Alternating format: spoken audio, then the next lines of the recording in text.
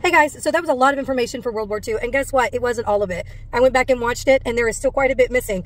And what is missing is, why are we in a war in the first place, which I never got into. So after the Treaty of Versailles, remember, we left Germany penniless through all of those reparations. Germany is going to see rise to a dictator. When you are left in a position of nothing, then somebody who's promising you everything is kind of your last ditch. Okay, we'll try it, right? So they go ahead and support Hitler. Hitler makes his rise up. He is a very unlikely candidate to make his rise up, but he does, and he has such a gift for speaking that he rallies the people, and he finds a common enemy, which is the Jewish people, and he begins to create this anti-Semitic viewpoint towards the Jewish people in his country. He begins to create that eugenics movement within his country, that blonde hair, blue-eyed, Aryan type mentality, and there begins to become a move, and a lot of atrocities are going to take place. Of course, all of those things should have been studied in world history, but again, like I said, last year, your world history, your students this year did not hit that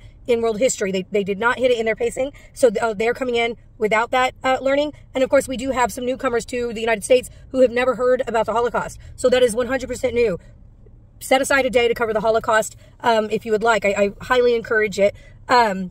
Also, you know, when we get into the Holocaust, what I would like to do is always set aside a day for the Holocaust, and then I would, and at the same time, so I'd have two stations, a day of the Holocaust, one station, and then in that same day I'd have another station, and we would go over the rape of Nanking, because remember, we do have that open door policy with China, and so we're doing a lot of trading right now, and that draws us all the way back to that rise of imperialism era that we go through with Theodore Roosevelt, and we are continuing trade relations with China. And so when Japan starts to move in, right, because they've got their emperor and they're rising up and they are moving into China, they are slaughtering China. That is one of the biggest genocides ever, is the rape of Nanking. And so please think about talking a little bit about that. They don't really hit it in world history at all. Even if they get to that unit, they don't really hit it.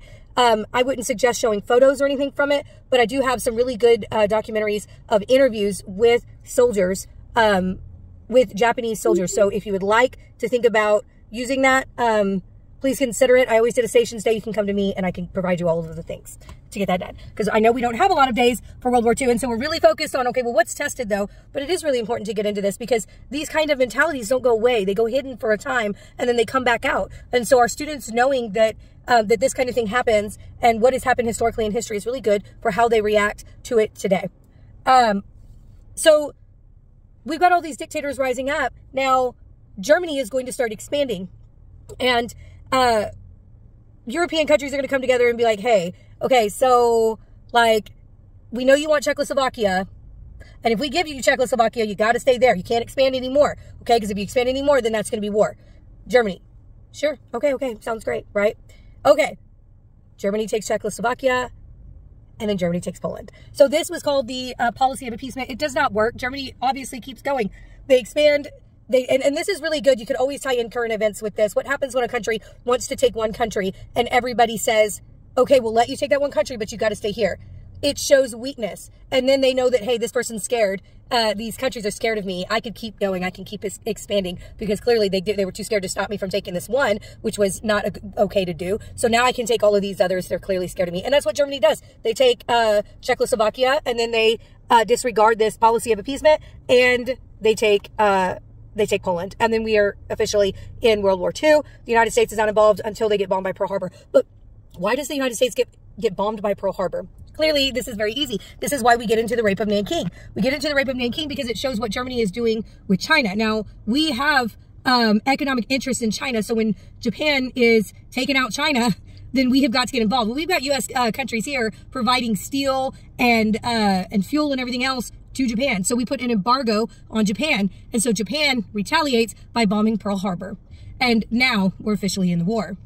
Now, the other thing that I forgot to mention in that last video are the battles that we will be going through, the major battles that we test over. And I don't know why I didn't think about that. So, and when I say battles, I'm not just mentioning like the areas that we fought, but the major things that are taking place within World War II, which also includes the atomic bomb, which also includes the Manhattan Project. So you do need to get into those. And one of the questions over the Manhattan Project is what states it took place in, and that's Washington State, Tennessee, and Nevada. So, or no, New Mexico, sorry. So those three states are where the Manhattan Project took place. Then we piece it, we ship it over there, we piece it together, and we drop it. over in Hiroshima and Nagasaki until there was a full surrender. So then unconditional surrender is the word. You got to use unconditional. So the other battles that are taking place that we have is the Battle of Midway, and we have island hopping or advancing in the Pacific is what it's called. And then we have D-Day, which is the Battle of Normandy. Now, when you get into these, the Battle of Midway is tested as in it turns the tide of the war. It gives Americans confidence. It deflates Japanese confidence. And we also took out quite a few of their fleet, right? So we took out a lot of ships out there. And Japan is going to be hurt from this. This is really important. We have the Bataan Death March, which is American and Filipino soldiers that are forced to march. There is a great movie over this. It's just a great movie, and it's called Empire of the Sun. It's one of my favorites. I tell my kids that is a great one to watch if they want to watch a good movie. So Battle of Midway. Midway is what the movie's called. Empire of the Sun. And then, of course, Saving Private Ryan is really good. Saving Private Ryan is over the Battle of Normandy, which we also call D-Day. You are about to embark on this great crusade that is Dwight D. Eisenhower, and he is going to be preparing these soldiers for they're about to storm the beaches of Normandy. This is going to be a joint effort from the Allies, and they're going to go in and they're going to take out Germany. Germany is well known for its blitz with how they handle their battles and their formations and stuff, and the United States is going to hit them in a surprise attack. Germany is going to think they're going one way. The Allies are going to go to another, and they're going to take out Germany. The Battle of Normandy is what severely hits Germany, but the Battle of Midway severely hits Japan. Now, Japan is not taken out by the Battle of Midway. The United States has to come in, and they hop islands. So activate that prior knowledge. What are the islands that we took, that we acquired through the Spanish-American War? Okay, now we're going to be hopping those islands because Japan took those and took each one during World War II, and now we are going to be advancing on them. We're going to be taking them back to slowly get closer to Japan so that we can take out Japan. But Truman is going to make the call that we use the atomic bomb rather than wasting more men's lives trying to hop through the Pacific. And that's a big question even still today. Was it a good idea to drop the atomic bomb?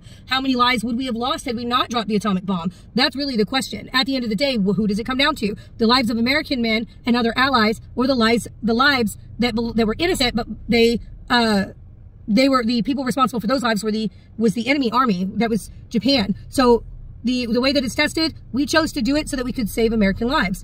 Now, we drop the bomb, they do not surrender, and we give them 3 days, they don't surrender, so we drop the second bomb, they surrender. World War II's over at that point. So the atomic bomb does end World War II for us, but it's not immediate. It took a couple of days, and then boom, the second atomic bomb happens. So those are all of the wars and stuff that I forgot to mention, and I think that this comes out to another 10 minutes. So World War II, guys, it took me 20 minutes to get through all the Progressive Era in World War I, and here we are, 20 minutes to get through World War II.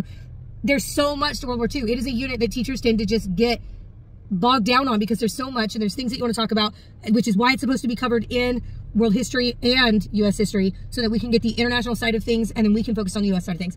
But we're going to focus on a little bit of the international side of things, but then we're going to focus on the U.S. side of things. And we'll go over pacing a little closer that we get to this unit. But this is to help you get familiar again with World War II and the major events and the things that you will be teaching to these students if you are not familiar with them, because that's not your wheelhouse. History is not your major.